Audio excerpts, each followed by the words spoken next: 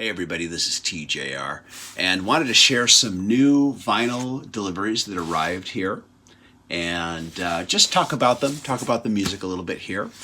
First one is actually one that I've already opened here. I got it earlier in the week, and I wasn't going to wait for the others to arrive here. I wanted to open this one up here.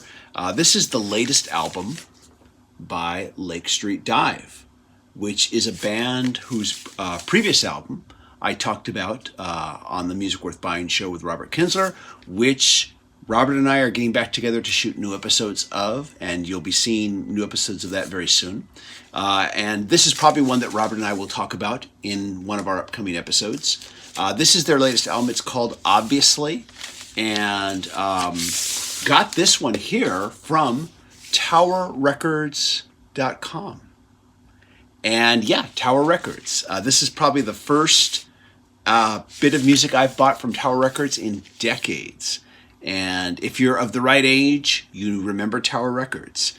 And they're back, of course, as an online-only store. And so I picked up this one here. One little thing I thought I'd talk about here while I have the moment in regards to buying new releases is that unless it's a really major band, by and large, and I mean unless you're like Paul McCartney, if you have a favorite band, a band that you like, and they've put out a new album, and you want the vinyl version, you'd better pick it up or pre-order it. If you don't pre-order it, you better pick it up the week that it comes out, because they go quick. I've noticed that lately. Weezer's recent album, OK Human, was very hard to get after a couple weeks. The only place I found that I could pick it up was a local Barnes & Noble. I had to order it so that they could actually have it there in the store when I went to pick it up. But yeah, it can be difficult. This was also one where I didn't go and purchase it right away after listening to it on Tidal. I waited a little long, like maybe a week or two, and then it was very hard to find. But I did find it at Tower Records.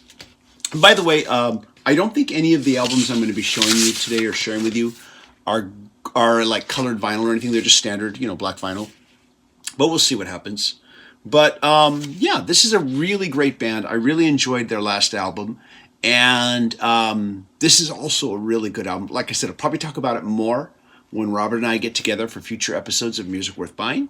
Be watching for those. Anyways, though, Lake Street Dive, obviously, fantastic album. Loved it to death. Got that one earlier in the week. And so now, let's share what's in these new packages here. We're going to open these up here. Let me get my trusty knife out here so we can check these out here.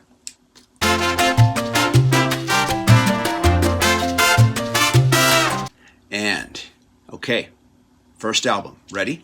Here we go. Purple by STP, Stone Temple Pilots. I have never owned this on vinyl before. In fact, I don't believe it was ever available on vinyl until its anniversary, the recent anniversary that this album celebrated here. Let's take a quick look here. 180 gram vinyl, it says. Now, I know this came out in a limited purple vinyl release, which is sold out. This is not that, by the way. But this one here, once again, was one I wasn't thinking I would get because very expensive. But through the website, Experience Vinyl, they sent me an email telling me about it. They told me that it is available at a reasonable price, So let me open up this little seal here with my thumb.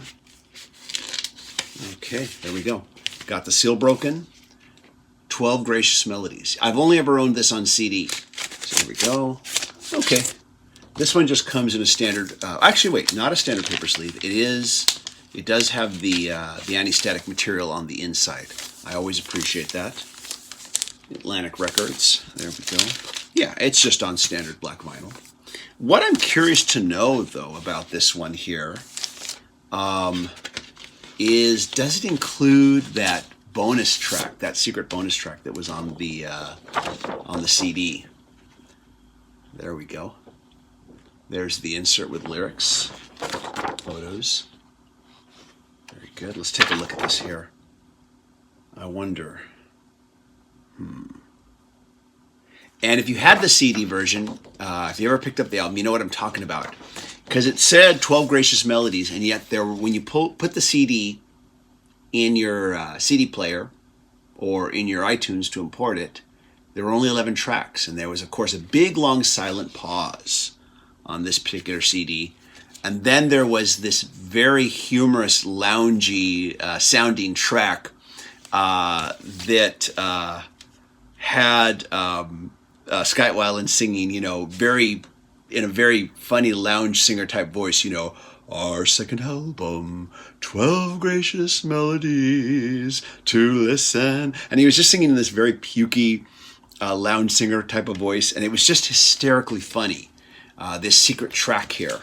I'm hoping that this is actually on the vinyl record. We'll find out when I listen to it for the first time here. But this will be interesting to see because I don't really believe, once again, this ever got released on vinyl back when it first came out. And so we'll have to see. Let's see, it says in the back here, made in Germany. Don't know if that really means anything. We'll find out. Let's put this away here. Look at the insert back inside. So and this is the main reason I did this purchase, was because I was able to get this album at a reasonable price. Let's take a look here. Now we have a second album, and there's something that I've learned. Sometimes it's better to buy a second album and avoid shipping, if you can. Because sometimes the additional cost of the second album is outweighed by the shipping price. And so I found out that if I purchased this album, which didn't cost me a whole lot, I think it was like less than $15, really, that by buying this album, I avoided shipping, and it made this album even that much less expensive. But this is Guerrillito by Beck. I'm a big Beck fan. And lately I've been finding out that Beck's albums sound a whole lot better to me on vinyl than they do on CD. So I've been kind of picking them up as I go. But this one here was really inexpensive. Once again, you can sometimes find where there is just certain albums that are just at a very reasonable price. And so when I picked up the STP album, which was about like probably $19.99, right around, which was really inexpensive, right around there, I'm thinking, I discovered, okay, they've got this one here for not that much, and I get to avoid shipping. So it's always a good thing to do, to take a look here and see if it's better just to spend a little bit more to get a second album and avoid shipping. But this album here, Guerrillito, Paul McCartney was not the first person to do what he's doing with Reimagined.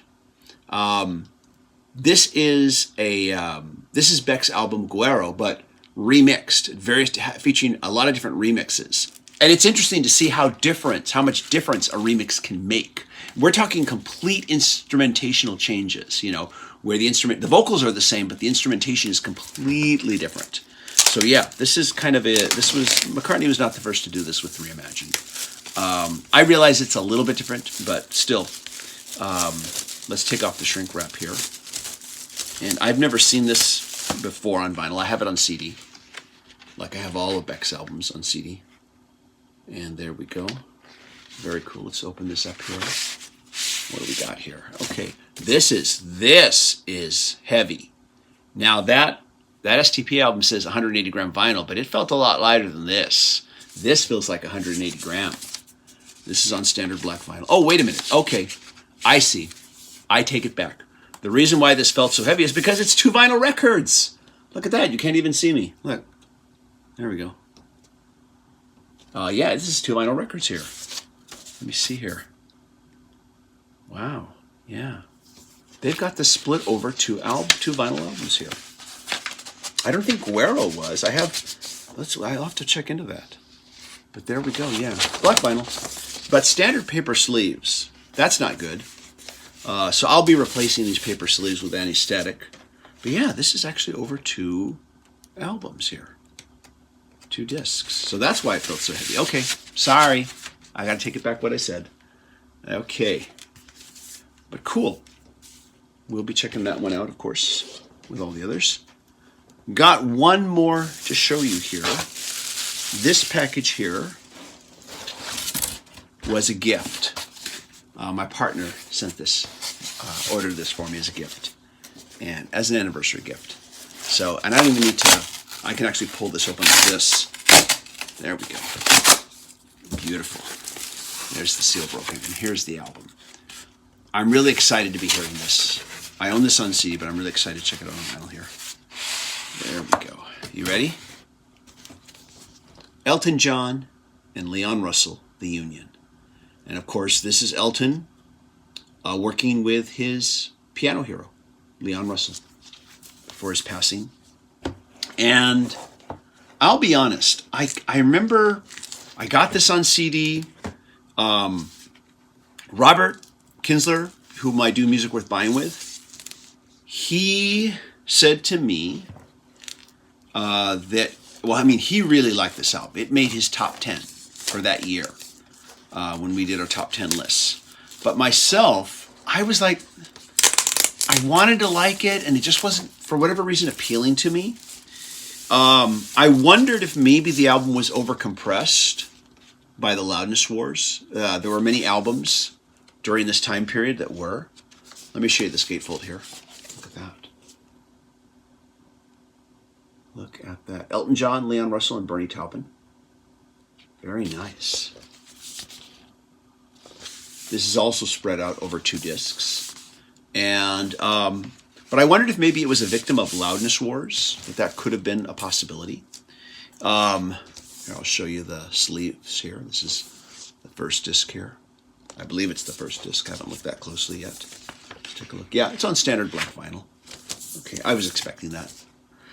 So I always meant to say I would pick it up on vinyl at some point and make a comparison. Now, interesting side note, picked up the Elton John Jewel Box set, and a while back I recently reviewed the first 2 discs, which was deep cuts. I am going to review the majority, the bulk of the box set, which is the rare demos, alternate takes, that sort of thing. But there we go. This is the second disc here. And but that set, the first 2 discs, which featured deep cuts, featured 3 tracks from this album. And when I listened to it then, for some reason it struck me differently. And I was thinking, I really like these tracks. I wondered if maybe there had been some kind of like remastering of them, but as near as I could tell, just from listening, comparing, I didn't hear any difference. But still very excited to check this one out on vinyl and listen to it again, and make the comparison and see what I think. Because sometimes I've found when an album is, how shall I say, overly compressed, the vinyl isn't. And the vinyl has a better sound to it. There's more life in the recording. You can feel the excitement and the emotion of the playing better. And so yeah, I have to admit though, this package is beautiful looking. The photography, the reproduction of the photography, yeah, this looks amazing. And just got to show you that interior again one more time. Very nice. So once again, these are my most recent vinyl pickups here.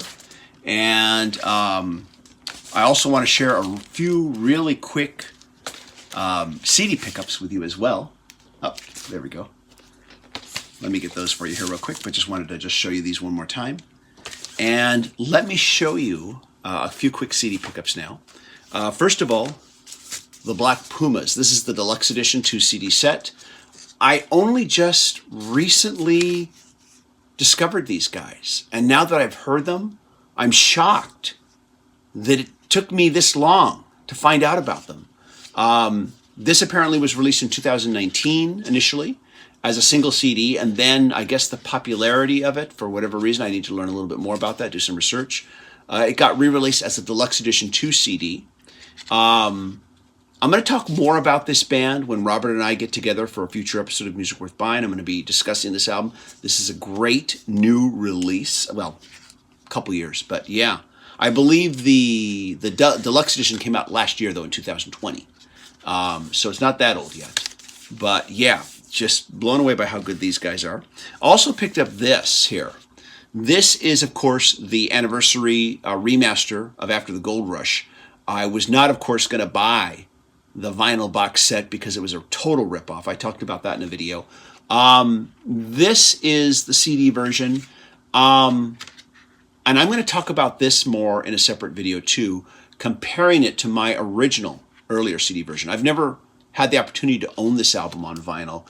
And unless they re-release the remaster in a newer vinyl edition, just separate, probably I'm just going to be looking for a good used copy, you know, at a vinyl store that sells, you know, used copies.